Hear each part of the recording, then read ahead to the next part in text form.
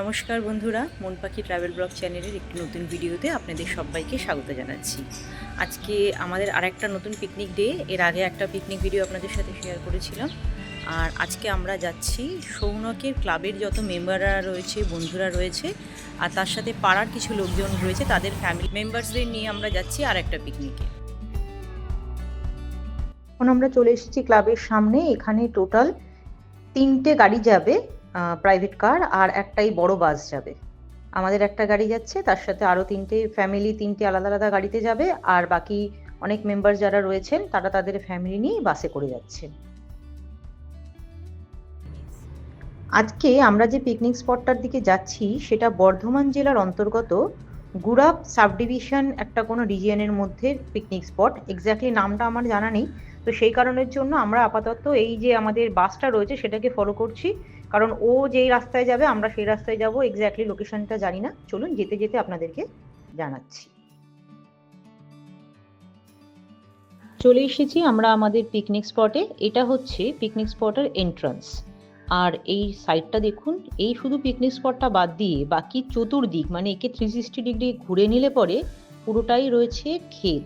পুরো আলুর চাষ হয়েছে এখানে, দূরে ওখানে শস্য ক্ষেত আছে অল্প। আর যে পিকনিক স্পটটা রয়েছে তার পিছন দিকটাও পুরোটাই ক্ষেত।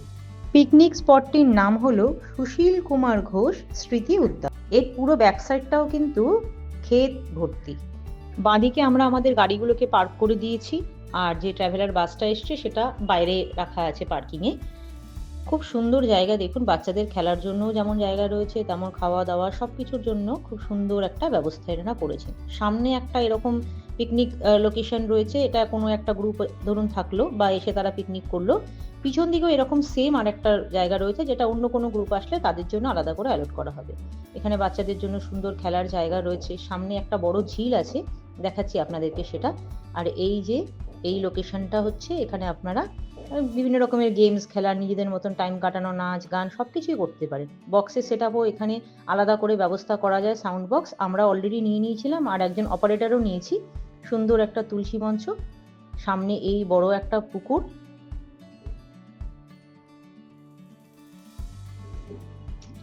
পিকনিক স্পটে পৌঁছেই আমরা দেখলাম ব্রেকফাস্ট রেডি। তো সেই কারণের জন্য ফার্স্টে সকালে আমরা সবাই আগে ব্রেকফাস্ট কমপ্লিট করে নিচ্ছি। ব্রেকফাস্টে রয়েছে লুচি, আলুর দম, ডিম, মিষ্টি, চা। সবাই ব্রেকফাস্টে বসে পড়েছে।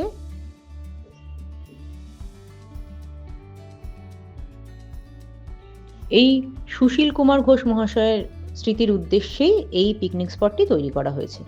এখানে খুব সুন্দর যে ঝিল বা পুকুরটি রয়েছে তার মধ্যে একটা বোট রাখা আছে, কিন্তু এখানে বোটিংয়ের ব্যবস্থা এখনো চালু নেই।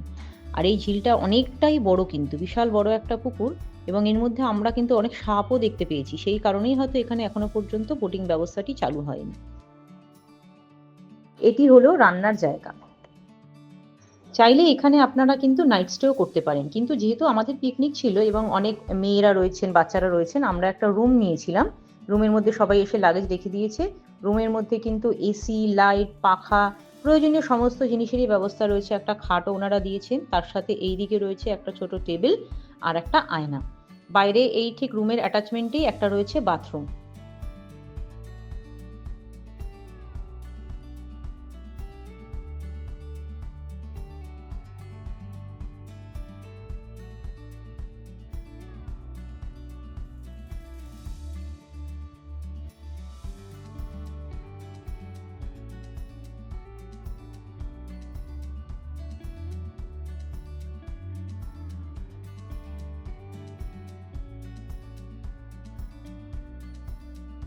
ব্রেকফাস্টের পরে আমরা কয়েকজন মহিলারা মিলে বেরোলাম ওই সামনের সর্ষে ক্ষেতটাতে যাব বলে। সর্ষে ক্ষেতটা খুব একটা বেশি ঘন নয়, সামান্য অল্প একটু জায়গা জুড়েই রয়েছে, তাতেই সবাই মিলে একটু একটু ফটো সেশন।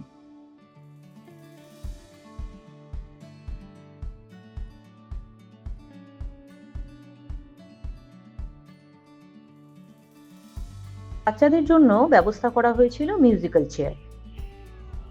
লেডিসদের জন্য ছিল পাসিং দ্য বল। তো আমাদের কাছে তো বল ছিল না, তাই জন্য আমরা যেটা খেললাম সেটা হচ্ছে পাসিং দ্য পিলো। এরপরে একটা মিড ডে স্ন্যাক্সের ব্যবস্থা ছিল। এখানে ছিল চিকেন পকোড়া, ছোট ছোট ফিশ ফ্রাই, আর তার সাথে হচ্ছে ফ্রেঞ্চ ফ্রাইস।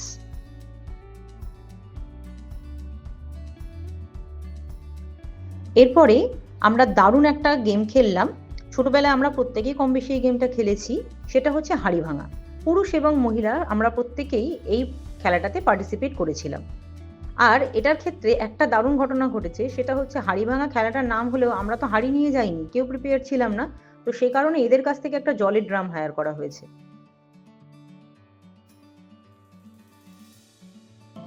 ওর বডি রেগে গেছে, হাঁড়ি ওদিকে ডিসকোয়ালিফাই।